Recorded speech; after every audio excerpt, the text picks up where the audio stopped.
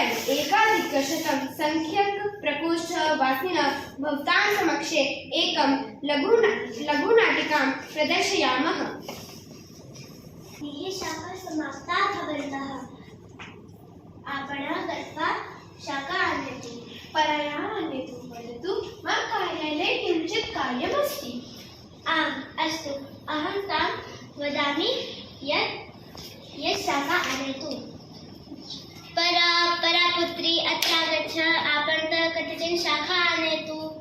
अस्तु माता, अहम् आपणं गच्छामि, किन्तु कृपया कतिचन धनं ददातु। एतत् धनं स्वीकरोतु। धन्यवादः। परा, त्वं कुत्र गच्छसि? अहम् आपणं गच्छामि। त्वं किम् आनयतु आपणं गच्छामि? अहं शाकाः आनयतु आपणं गच्छामि। आम्, गच्छति। भ्राताजी, कतिचन शाकाः ददातु। त्वं किं गच्छसि? अहं गाजरं गृहीतवती च इच्छसि। एतत् स्वीकरोतु।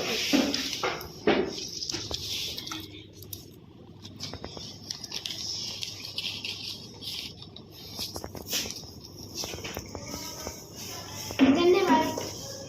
अस्तु, इतोपि किमपि आवश्यकं? न। भ्राताजी, एतेषां शाकानां कति रूप्यकाणि अभवत्? 100 रूप्यकाणि।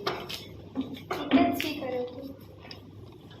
तत्समये परायाः चौर्यं चाक्लेहस्य एतत् तस्याः मित्रम् अनन्या पश्यति। यदा सा गृहम् आगच्छति तदा आवां पृच्छावः यत् सा किमर्थं चौर्यं कृतवती। माता, एतत् शाकाः स्वीकरोतु। परा, किं त्वं चौर्यं चाक्लेहस्य कृतवती आपणः? न माता, अहं न चाक्लेहस्य चौर्यं। परा, त्वं चाक्लेहस्य चौर्यम् अहं पश्यति तदा त्वं चाक्लेहस्य चौर्यं। न, अहं न चौर्यं।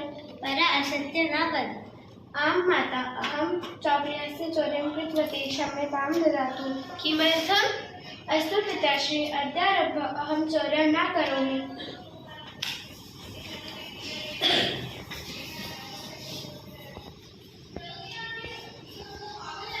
नीतिः अस्ति।